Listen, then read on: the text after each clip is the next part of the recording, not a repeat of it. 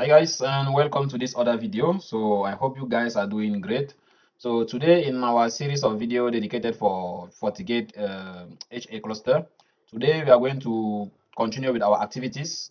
So in the previous videos we talked about we did first video on FortiGate HA where we discussed the following objectives. So we discussed about what is FortiGate HA, how it works, the FGCP protocol, the HA modes. We talk about the prerequisite, hardware and software prerequisites, and also network and configurations.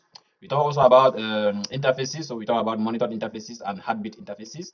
We also discuss about the primary FortiGate election process. So we thought of the two methods that are available when the override feature is disabled. So this is the default behavior, and when the override is enabled. So we thought about this criteria for the election process. So we also talk about failover protection types. Then in the next video, so we did a second video where we discussed about, we did task 1 where we configure HA.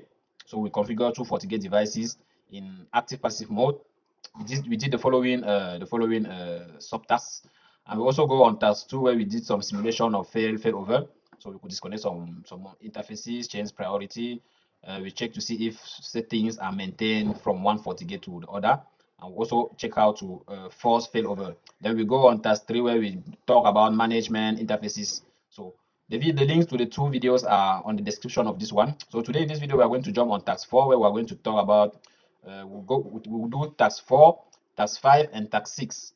So in task 4 we are going to switch the HA mode. So in task 1 we did configure the two FortiGate devices in active passive mode. So in task 5 we are going to task 4 we are going to switch from active passive to active active.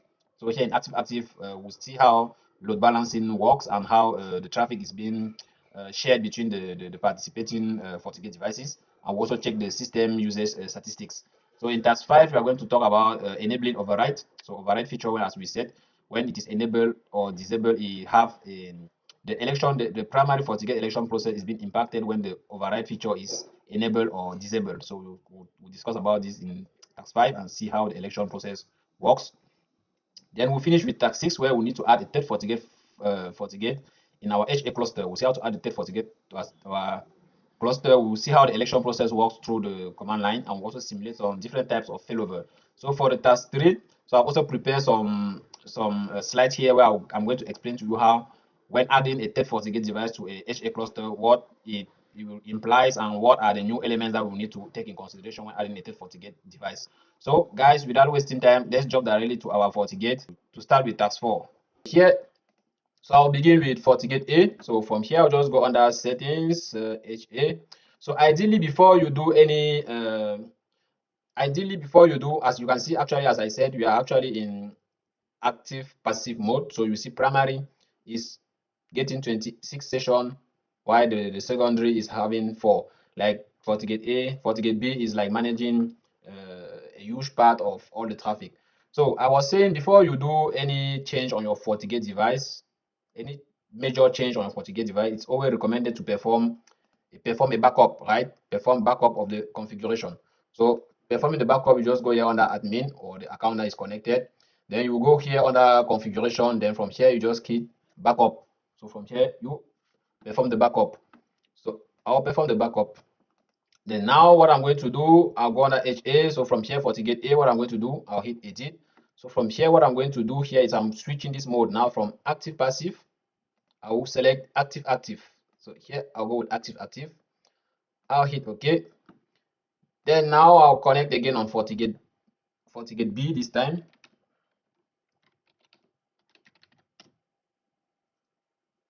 So here on FortiGate B, I'll still go HA, then I'll select FortiGate B. Normally at this point, when you perform the HA mode switch on one of the FortiGate devices, it should synchronize it automatically on the other FortiGate.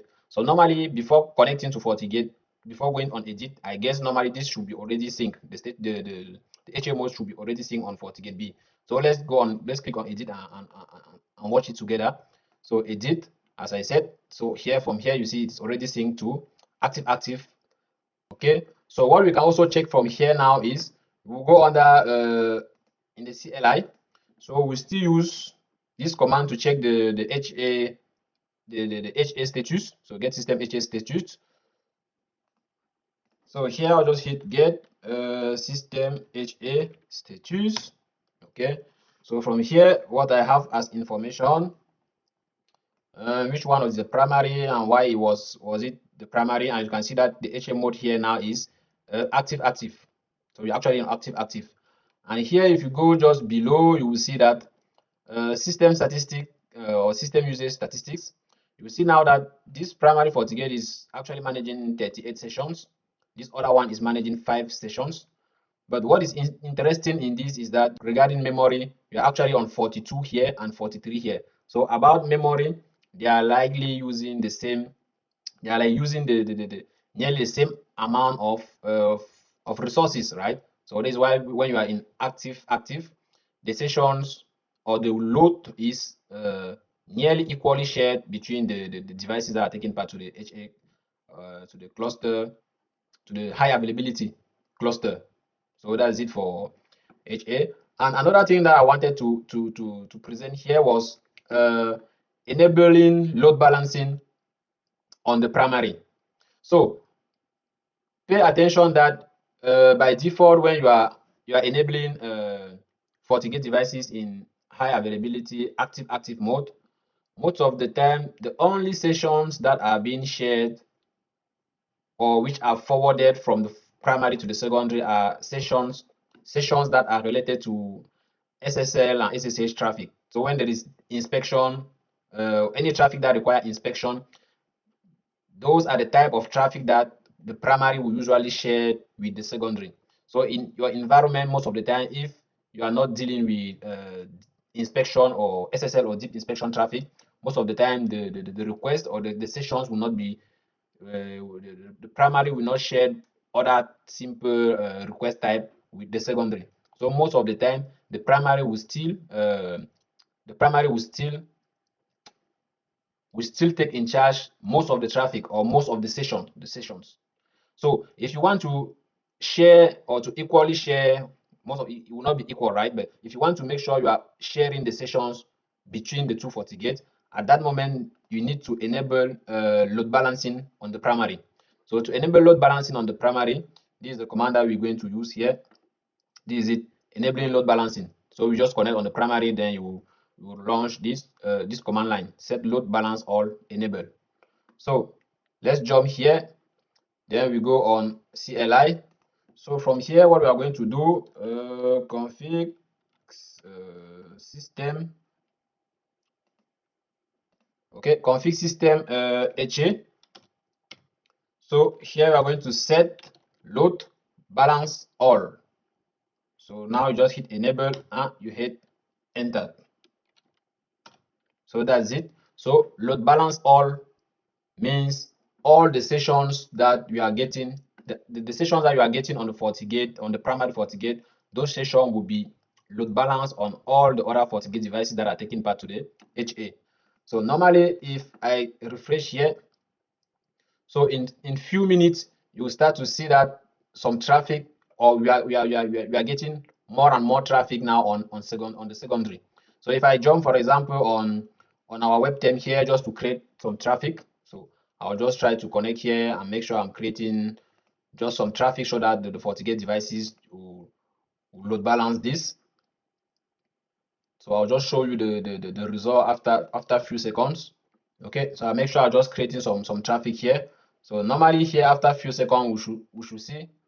Okay, so you can see now that actually, for example, you see now that this FortiGate A is having like 68 sessions, while FortiGate B or FortiGate B, which is the primary, yes, is still having more sessions. So gradually, as time goes, primary will keep providing more sessions to the secondary, right? So that's the purpose of load balance enabled, load balance all. So this being said, so we've also enabled it and we check system usage stats also. So also from here, if you type again, get system HA, okay, see here FortiGate, primary FortiGate is managing 311 sessions, while FortiGate, the secondary, is managing 196. You see, so we are getting more and more sessions on on the cluster. So you see we are getting more and more sessions on the cluster. Now you see 334, 217. So the sessions, the number of sessions on each FortiGate device will not always be like the same, but you have like, it is not like this one is managing 500 sessions while this one is managing like 2. You see, like there is a share of load between the two FortiGate devices. So now let's jump on the next task. This is task 5, enabling override. Okay.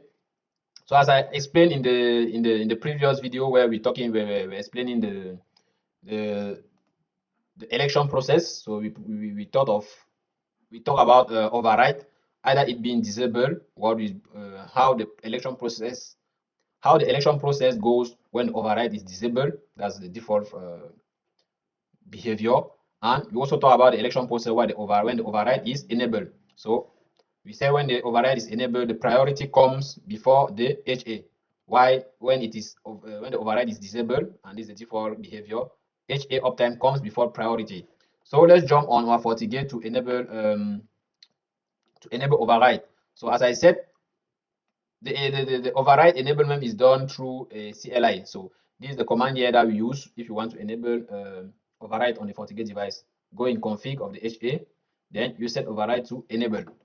So here I'm going to connect here. So from here I'm going to type again config system HA, then I'll set override to enable.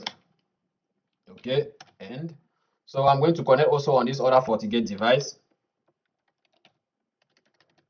So the override settings need to be enabled individually. So actually, the override session is only enabled on this FortiGate. So this information does not sync from one FortiGate to the other, right? So you need to do the same on this one. So here, if I go under config system HA, so I hit set override enable as well, then end. Okay, so override is actually enabled on both FortiGate devices. As we said, when you enable override, you can therefore, if you modify information regarding priority, it will immediately affect the election process and change who is going to be the primary, change the roles of the FortiGate devices. So for example, for now, FortiGate B is the primary. So let's say we want to make FortiGate A to become the primary. So all I can do here, what I can do here is just select this, edit the priority, then increase it to 129 for example. So I'll just hit OK. So immediately, so this effect is immediate. So as soon as you just modify the priority, instantly the FortiGate device becomes the primary. You see, immediately it becomes the primary. So if I refresh, you see it's actually the primary. So you will see now that traffic is, you have more session actually now on the primary.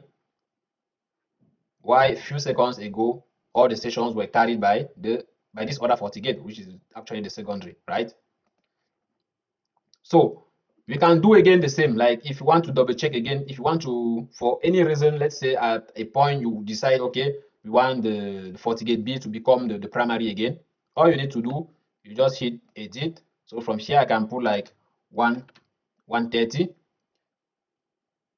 You will be locked off if a change in priority causes the primary HA device to be renegotiated, right? So I'm actually connected to this FortiGate, but if there is any change, then I'll be disconnected. So I hit OK. Okay, as it says. So now I need to reconnect again. Okay.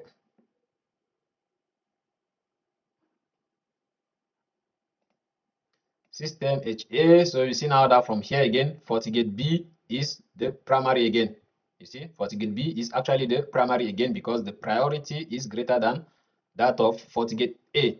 And from here also, you can go on the command line here and type get system HA status. What I want to check here is the reason, the primary, the reason for which the primary was selected. So here you will see this FortiGate divider have this serial number is selected as the primary because its override priority is larger than the peer member, right? So its override priority is larger than the peer member. So that's why he is actually designated as the primary. So I think that was it for task 5. Yeah, that was it for task 5. Perform backup, enable override on both FortiGate devices, play with priorities, then observe election process. Okay, so now to complete this activity, we'll jump on task 6. So task 6, pardon, which is adding a third FortiGate firewall on our HA cluster. So actually here we have 2 FortiGate devices. So here I'll go on our JNS3 here. So here, if you need to add a third FortiGate device to our diagram, what we need to do is we'll probably need to select the FortiGate device. Then from here, we'll try to connect port 1 to the internet.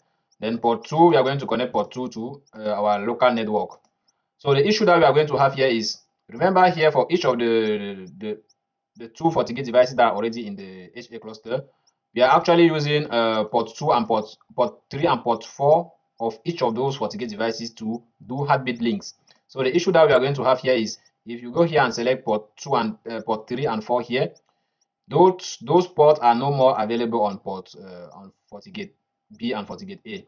So the issue here is that if you decide to connect different port number that are not corresponding to the one that are available on the FortiGate devices, this will cause some confusion on your FCP protocol during the maintenance of the HA cluster, right? So ideally, it is recommended that if you are using port 3 and 4, let port 3 and 4 be the only port that you are using on each FortiGate device. So because as ideally it is recommended to use 2 FortiGate links for heartbeat, it means from this FortiGate device, I will connect port 3. If I select, for example, for port 3, here I'm going to connect port 3 on something like port 5. So this mismatch will create some confusion on the FCP protocol during the election process or during the maintenance of the HA cluster. So because of this, we cannot just connect these interfaces like this. So ideally, what we should be doing was to connect port 3 and 4 on FortiGate B and connect port 5 and 6 on FortiGate A, so that we can assure that each of the FortiGate devices are communicating with each other. But because of the port mismatch, what we are going to do here, let me present this. So I've prepared this little explanation, this little document here to present what should be done ideally. So in your infra, if you already have like 2 FortiGate devices which are working in HA cluster, as we saw from task 1 to task 5 up to now, and you want to add a third FortiGate device, so here is ideally what you need to do. So you will need to have like two networks. The first network is going to be the network where you connect the FortiGate devices to the different networks, like the internet, the external network, and the internal network. So this network is the one, this diagram is where you are connecting the monitored interfaces. So you will use the monitored interfaces of each FortiGate device, then connect them to the external or internal network. So as you can see from this diagram here, for each of the FortiGate devices, port 1 for each of the FortiGate devices is connected to the internal network, while port 2 is connected to the external network. So this is for monitored interfaces. As we said, for our diagram, we are using port 1 and 2 as monitored interfaces. Then secondly, what you are going to do is now about heartbeat. You are going to create like a new subnet, not a subnet because you don't have IP addresses here, but like you are going to create a new topology where you are going to add new switches to your network. So here you have switch 1, which is connecting to internal network, switch 2, which is connecting to external network. Here you are going to add a third switch and a fourth switch. So switch 3 here is where you are going to connect all individual FortiGate devices, port 3 directly to switch 3. Then you will connect each individual port 4 to switch 4. So that's how you are going to create the heartbeat link topology. So this one is going to be the heartbeat link topology. Here is the monitored link topology. So these are the 2 topologies that you are going to implement, so that at the end you have something like this. So this is exactly what we are going to do in task 6. So let's jump again here in our FortiGate device here. So what I'm going to do here, let me just remove these links. So assuming this is the third FortiGate that we are adding to our topology. So let me rename it FortiGate C. So what we are going to do here, as we saw in the as we saw in the slides. So what we are going to do here, we are going to add 2 switches. So I'm adding this one, connecting it to my GNS3 VM. So this switch 3, then adding another one, which is switch 4. So what I'm going to do, let me just bring this a little bit below. Then I'm just putting, I'll put switch 3 here, then I'll keep switch 4 here. So so as I said, you understand that we are going to disconnect port 3 and port 4 here and redirect them directly to these switches, right? So let me remove these ports, these links. So I'm removing this link. So now what I'm going to do, I'm taking, for each FortiGate, I'm taking its port 3, connecting it to the third switch. Okay. So this is the new FortiGate. So for the new FortiGate, what we need to do is we need to connect the monitored interfaces. So let me first start with the monitored interfaces. So port 1 is going to switch 1, and port 2 is going to switch 2. Now the heartbeat links, port 3 is going to switch 3 to the, yes. Then port 4 is going to switch 4. Okay. Yes, it's going to switch port 4. Then now we also have for FortiGate B, we are taking port 4, sending it to switch 4. Then taking from here, port 4, also sending it on switch 4. So sorry for the design, and the topology is a mesh, and that's it. But all we need to understand is that we want to have something like this, 2 separate diagrams, where you have a diagram for monitored interface or monitored network, and another diagram for heartbeat links, right? So that's it. So all I need to do now is I'm simply powering on my FortiGate device, so the FortiGate C. So what I'm going to do, as you see, we have not added we have not include, or we have not added any new link to the existing FortiGate devices, right? We've only removed the existing port number or link and redirect them to the corresponding switches. So here, remember, on the other FortiGate devices, we have 2 links here because we have port 10, which is the interface for management. So I'm also connecting port 10 here. Okay. So what we are going to do here, when we get the IP address of FortiGate C, when this is powered on, we are going to connect on the FortiGate C and add the FortiGate C to, then add the FortiGate C to the HA cluster. Get system interface physical. So I'm getting an IP of 2.143. So from here I can connect with 192.168.2.143. Okay. Okay, so now we are connected on FortiGate. Let me just refresh. Okay, so now we are connected on FortiGate C. So we've connected and get its IP address. So we have FortiGate A, FortiGate B, and FortiGate C. So now we need to add FortiGate C to the HA cluster. So just double checking, we're actually in active mode. Okay, so from FortiGate C here, what I'm going to do, active, that's it. Okay, active. So group name, provide the same information that we provided on the other FortiGate devices. So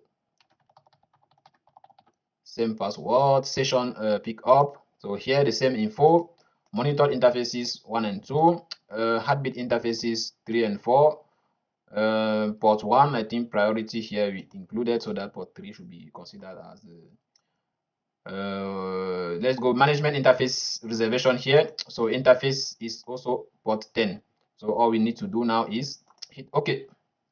So now this is going to join FortiGate C to the HA cluster here. Then there will be a new election process, as you know, as we explained in the previous tasks. Then at the end, we will see a display of the 3 FortiGate devices here, and which is going to be the primary. And we'll also check in CLI to know why it was designated as the primary. So let's give a few seconds and we'll be back. So now after a few seconds or a few minutes, depending on the load on your network, you can see now that we have our cluster is displaying now the three FortiGate devices. So you see FortiGate B is the primary, FortiGate A the secondary, FortiGate C the secondary. So here we can double check here on get system HA status. So here we start here to know about the primary election, why the FortiGate B was selected as the primary. So the FortiGate with this serial number is selected as the primary because its serial number is larger than peer member. So it's the serial number that was used to define which of them is the primary. So now you just go below here and you see information about the primary FortiGate A with index 0, secondary FortiGate A with index 1, and the secondary second, okay, we should call it like this, secondary second is FortiGate C with index 2. So that's it. That's how you add a third FortiGate device on your FortiGate device on your FortiGate HA cluster. So that is it. That is it for task 3 or for task. That's it for task 6. So for simulating different types of failover, as I said, you can either decide maybe to from your JNS3 here, you power off some, you delete some links, you create some, you simulate some failover like disconnecting some FortiGate devices. You already thought about enabling FortiGate override feature on all the FortiGate devices, then playing with priorities here to see which one becomes the primary. Yeah, we already talked about that, and we also explained here in task, I think it was in task 2, also here, as you can reset the uptime, right? With this command, you can reset the HA uptime of a particular FortiGate device so that the new election process we take this in consideration. So those are a lot of things you can do to simulate failover. So I'll leave you guys to do it by yourself.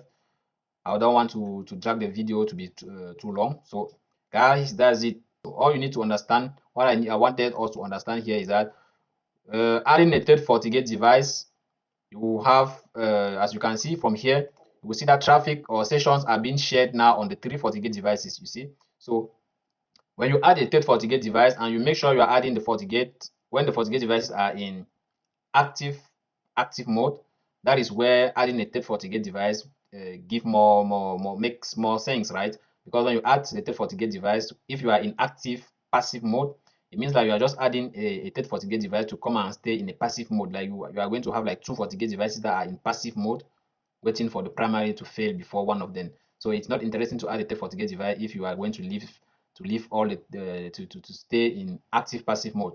So when you are instead in active mode, that is good because you are sharing the load, sharing the session on all the FortiGate devices. So it lets your network to breathe better.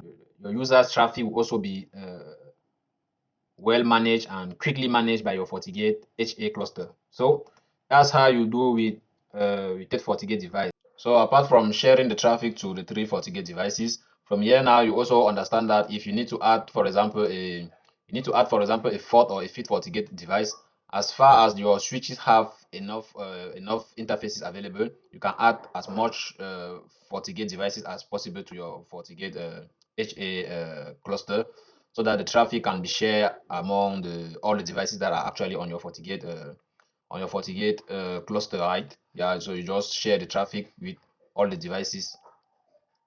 So you can add a new FortiGate device. So as far as your FortiGate devices have available interfaces, you see, as far as your FortiGate devices have available interfaces, you can connect as much FortiGate devices as you can. So the possibilities depend here on the number of available ports that you have actually on your different switches. So you can add as much devices as you can on your HA cluster. Also, this is as I said, usually before you add a third FortiGate device, you will be either deciding either you want to replace the 2 FortiGate devices that are actually on your HA cluster with devices that have more better resources, or you want to increase, or you want to include a third FortiGate device. So as we said, including a third FortiGate device, we require you to include also 2 new switches to your design, right? So depending on the budget that you have or the budget that the company is putting available to upgrade the devices in your infra. So you either be purchasing 2 new devices that have better resources. Maybe actually you're using 2 FortiGate devices that are running 4 gig of RAM of memory. So maybe you want to purchase 2 different devices that have maybe 8 gig of RAM, or you want to purchase a same FortiGate device that have the same physical settings, physical requirement as the previous one. Then in that case, you need also to have the budget to purchase two switches, right? But increasing devices on your network also mean including more connectivity. So you see more connections will be available, more connection will be needed. You need to have more maintenance to do because you are including 3 new devices in case you want to add a third FortiGate device. So that's it. But once you already decide to add a third FortiGate device, if you decide to add a fourth one, like here, you only need now in that case just to make sure that the switches that are available have enough available interfaces. So in that case, you just connect the interfaces to the correct or to the appropriate interfaces on the switches, and then you can just power on the FortiGate device and join it to the HA cluster. So that's it. So guys, let me know if you have any question. Let me know in the comment section. If you want to suggest any topic that you want us to cover, just let me know in the comment section. Don't forget to subscribe on our channel. We need it for our channel to grow. So guys, let's meet in the next video.